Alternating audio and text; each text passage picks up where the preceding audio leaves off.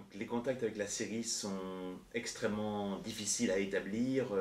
Le pays est sous un contrôle policier permanent.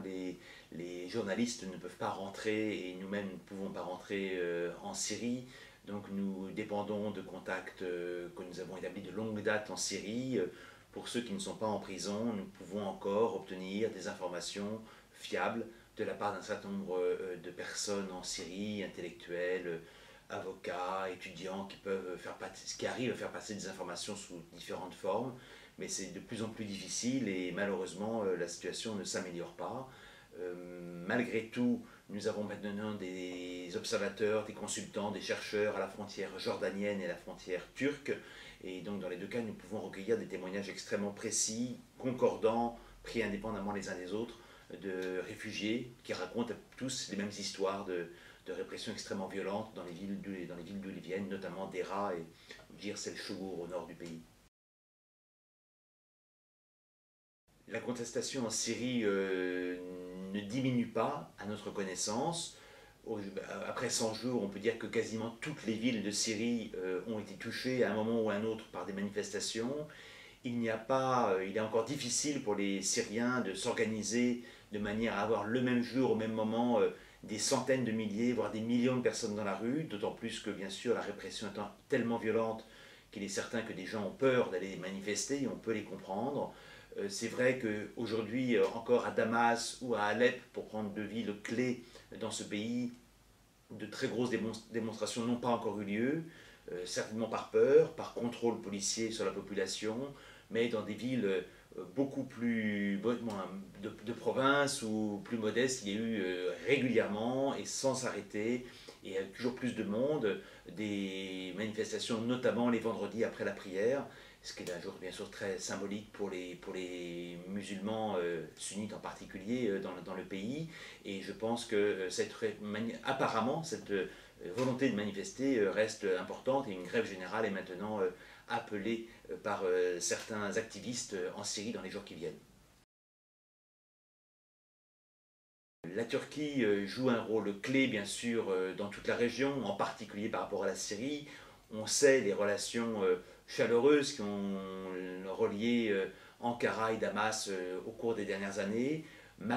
Cependant, maintenant que le régime d'Assad a choisi la manière forte pour réprimer les manifestations pacifiques, on sent que la Turquie a révisé sa position et critique actuellement de manière extrêmement ferme la répression, l'utilisation de la manière forte contre les manifestants pacifiques. Elle a demandé la fin de cette répression et aujourd'hui la Turquie joue un rôle très important dans l'accueil des réfugiés qui viennent du nord de la Syrie et certainement que le modèle turc avec cet islamisme conservateur modéré qui semble être un modèle qui pourrait être répété dans d'autres régions sert aujourd'hui d'argument pour la Turquie pour dire à la Syrie d'ouvrir son système, de se démocratiser, notamment de mettre en place un système de multipartisme qui serait un début de démocratie dans ce pays. La situation aux Nations Unies est malheureusement toujours bloquée, effectivement, principalement par la Russie et la Chine, mais malheureusement pas seulement, puisque et l'Inde et le Brésil n'ont montré aucun appétit pour